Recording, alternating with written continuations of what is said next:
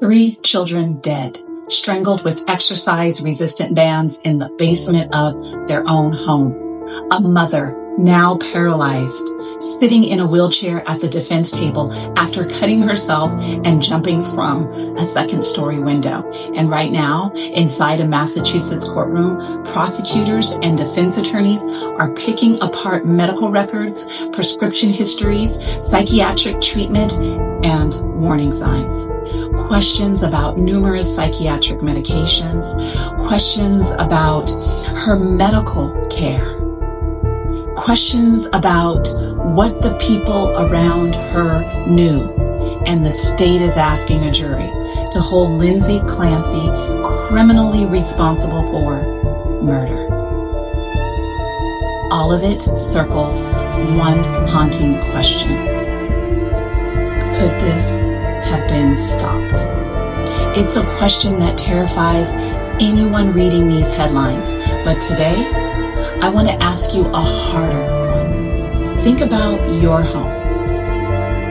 What if the person sliding into a severe psychiatric crisis isn't a stranger on the news? What if it's your spouse, the father of your kids, the mother of your children, someone you promised to love in sickness and in health, someone you are desperately trying to save? You don't want to abandon them. You don't want to destroy your marriage, but you're afraid to leave your children alone with them. What do you actually do? Do you sit there, hold your breath, and pray treatment works in time?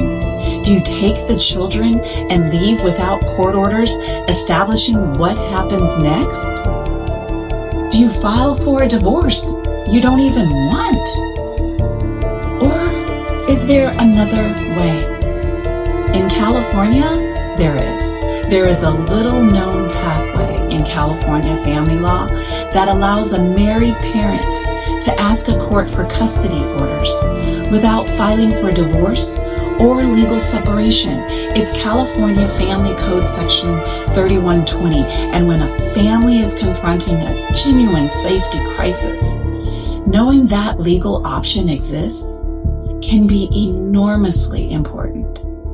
Today on One, we're stepping outside the criminal courtroom, because I want to talk about what can happen before a family crisis becomes a police tape headline, when you still love your spouse, when you still want your marriage, when you need to protect your children, and that has to come first.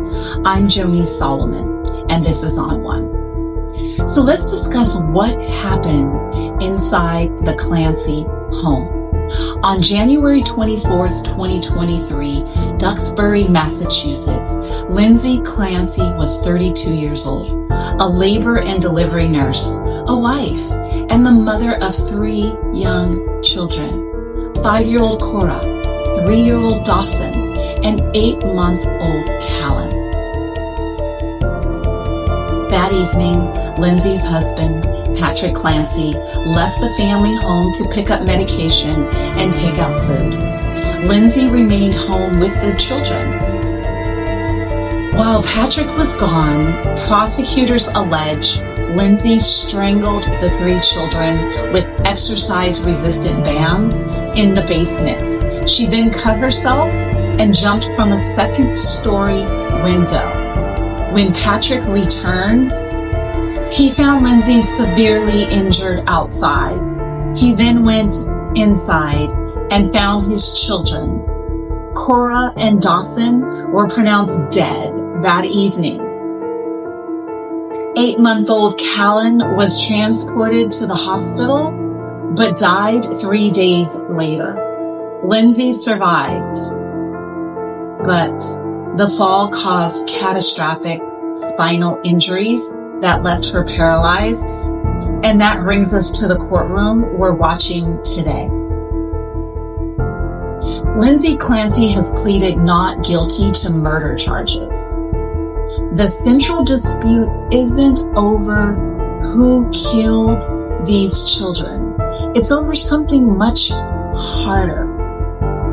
What was happening inside Lindsay Clancy's mind when she did it?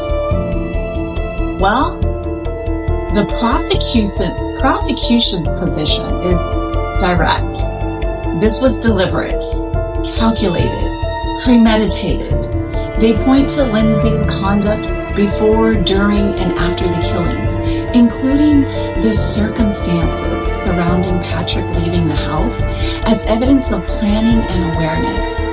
The defense tells a dramatically different story. They argue Lindsay was suffering from profound psychiatric illness following the birth of her third child and ultimately experienced postpartum psychosis. They point to her psychiatric treatment, hospitalization, medications, reported hallucinations, and deteriorating mental condition. Their position is that mental disease or defect rendered Lindsay not criminally responsible under Massachusetts law. The prosecution says she planned it. The defense says she was psychotic. Same mother, same house, same 3 children.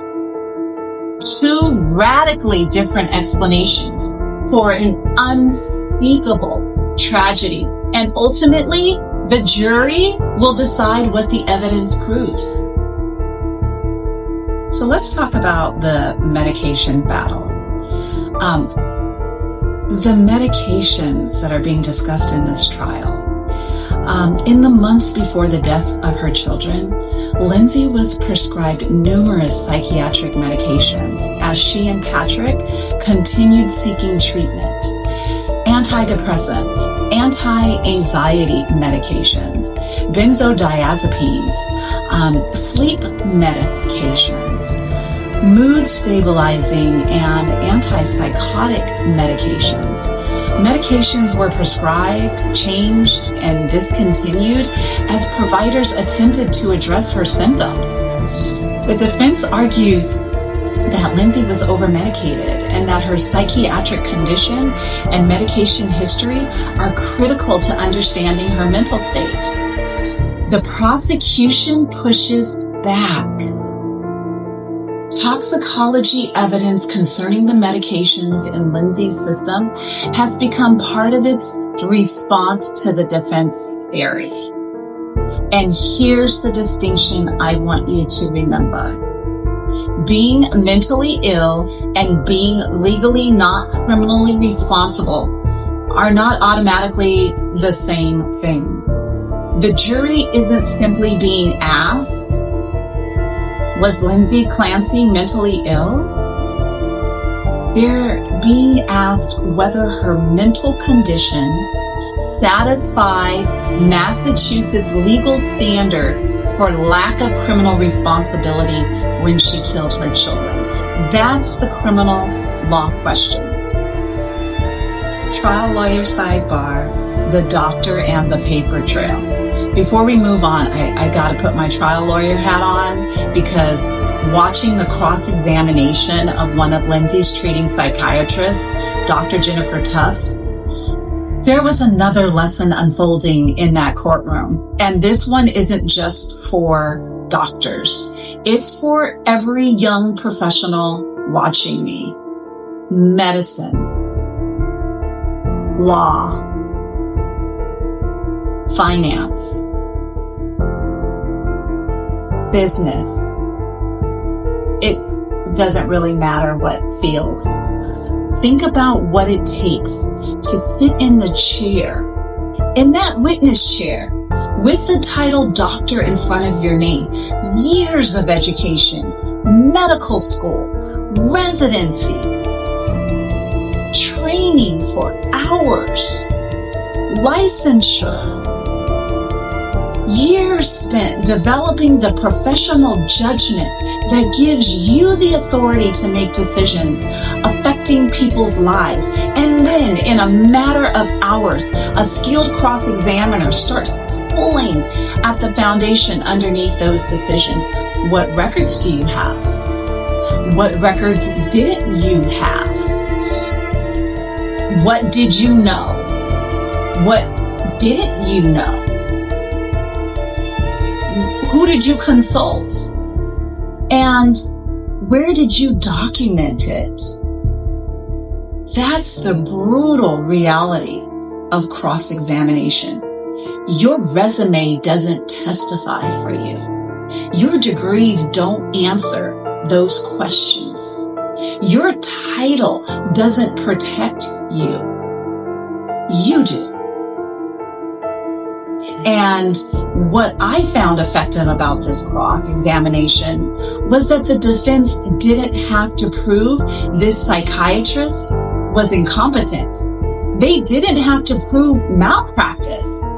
They could simply expose gaps in the information available to her and make the jury ask, did this doctor have the complete picture when these decisions were being made?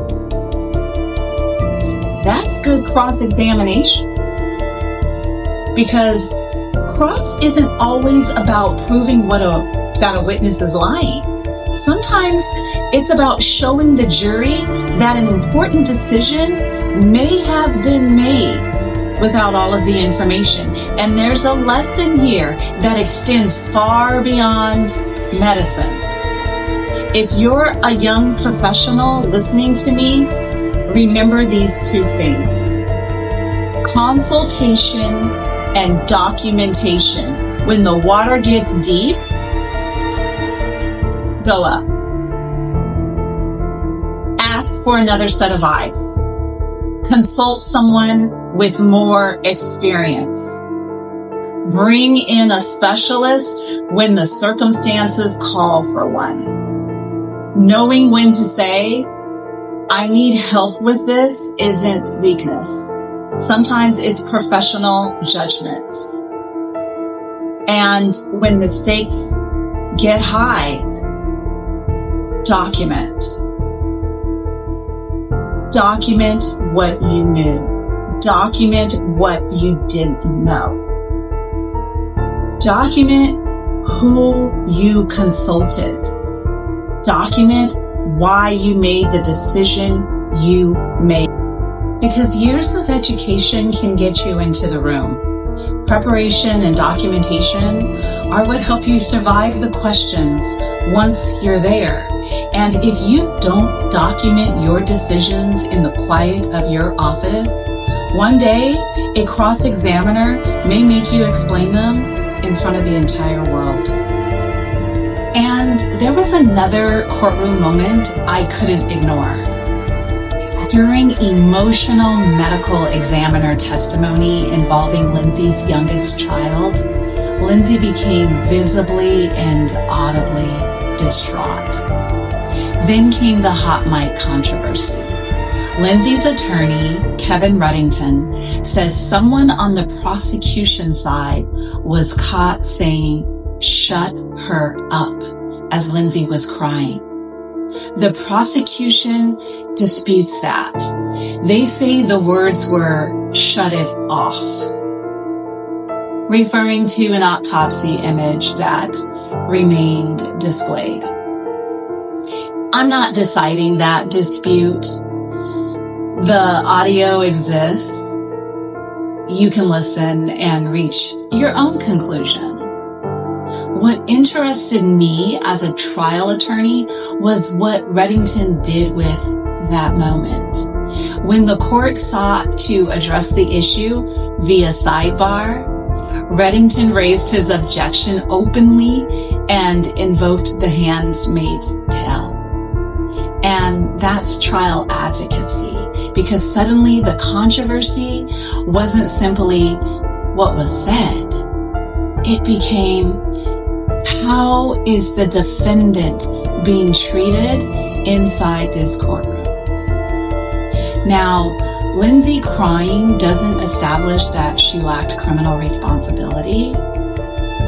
Whatever was said on that microphone doesn't establish it either. Evidence does. But trials don't happen in a vacuum. Jurors are human beings. They watch the defendant. They watch the witnesses. They watch the attorneys. They watch reactions. They form impressions. And experienced trial attorneys understand that you're not simply presenting evidence. You're presenting evidence to a room full of human beings. So Reddington recognized a courtroom moment. He seized that moment. He put it on the record. He framed it. Whether it's ultimately going to help his client, that's for the jury to decide. But as a trial attorney, I noticed it.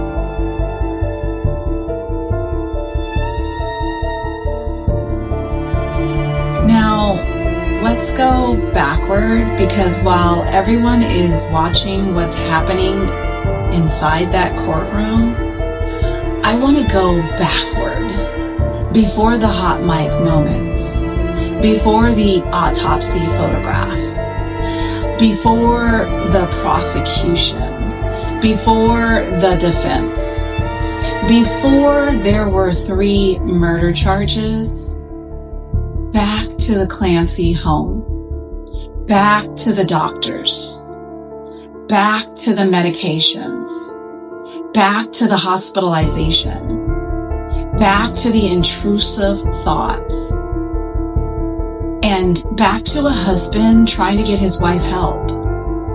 Because that's where my family law brain kicks in. What did her husband know? Patrick Clancy testified that Lindsay disclosed thoughts about harming herself or the children, and they sought help. She saw medical providers. She saw specialized care. She took prescribed medications. She received inpatient psychiatric treatment. They were using the medical system. Patrick was trying to get his wife help, and that matters. He also testified that on January 24th, Lindsay appeared to be having one of her best days. And as I listened to his testimony, I kept coming back to a different question. What do you do when seeking treatment for the person you love and protecting your children may require 2 entirely different systems? Imagine. This isn't a murder trial. There are no police, no prosecutors, nothing catastrophic has happened. You're standing in your own home, looking at your spouse thinking, I love you, I know you're struggling, we're getting you help, but right now, I'm afraid to leave you alone with our children. What do you do? Most married people assume they have 2 choices. Stay and hope things improve, or file for divorce. That's not necessarily true in California. The family law side, there is a third door, because the medical system is answering one question. What does this person need to get well? But when children are involved, there's another question. What do these children need to remain safe while that happens? And in California, that's the third door. Family Code Section 3120. Here's what it means in real life. A married parent can ask family court for custody orders without first filing for divorce or legal separation. That's the part I want you to remember. You can still be married. You can still hope your spouse recovers. You can still fight for your family. And you can still ask a judge to establish a custody boundary around your children. The filing is called an FL-260, Petition for Custody and Support of Minor Children. You don't need to memorize the form number. Just know the option exists. Because walking into an attorney's office and saying, I'm married, I don't want a divorce, but I need custody orders surrounding my children is very different from saying, I want to end my marriage. Those are 2 different problems. California law allows them to be treated differently. Now, what if the situation is truly urgent? What if you're not simply saying, my spouse is struggling, What if you're saying, I believe my children may be in immediate danger? California law allows request for emergency custody orders, but listen carefully. Mental illness alone is not enough. Depression isn't automatically enough. Anxiety isn't automatically enough. Psychiatric medication isn't automatically enough. Even hospitalization standing alone doesn't automatically mean someone should lose custody. Under California Family Code Section 3064, emergency custody generally requires evidence of immediate harm to the child or an immediate risk the child will be removed from California. So the question isn't, does this parent have a diagnosis? That's not the question. The question is, what is the actual risk to this child? What was said? What happened? Were the children mentioned? Is there a recent incident? Are there witnesses? What evidence can actually be presented to this court? Courtrooms run on evidence, not fear. And if the evidence justifies intervention, family court has options. Temporary custody, supervised parenting time, appropriate conditions around parenting time designed to address the demonstrated safety concern. Think of those orders less like an on and off switch and more like guardrails. The goal isn't necessarily to destroy the relationship between a struggling parent and the children. The goal is to protect the children while preserving a safe parent-child relationship whenever possible. And here's the limit of what family court can do. A custody order cannot cure psychiatric illness. A judge cannot prescribe medication. A family law attorney cannot diagnose postpartum psychosis. And a piece of paper cannot guarantee that tragedy will never happen. Family court is not psychiatric treatment. The medical system treats the person. Family court can create legal boundaries around the children. Treatment addresses the illness. Custody orders address the legal structure around child safety. Sometimes a family may need one. Sometimes it may need both. And that is the point. My verdict. But before I give you my verdict, step back and look at the magnitude of what was happening inside this family.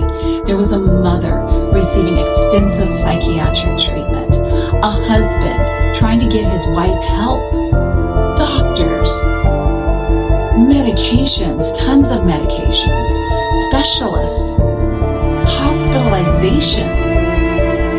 They were searching for answers. Whether Lindsay Clancy meets Massachusetts legal standard for lack of criminal responsibility is for the jury to decide. That's their verdict.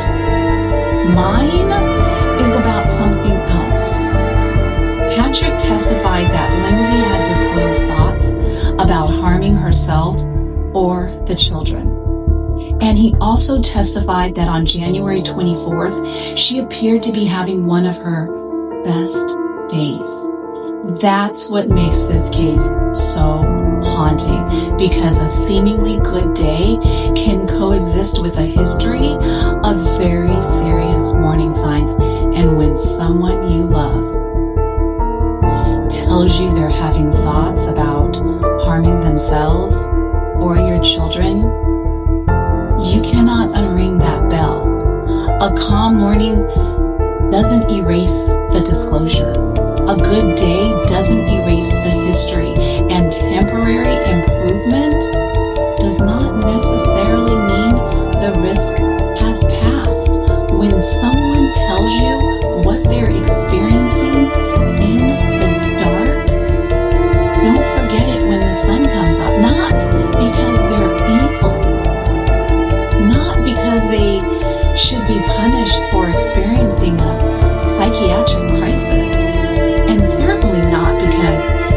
person who experiences an intrusive thought will act on it.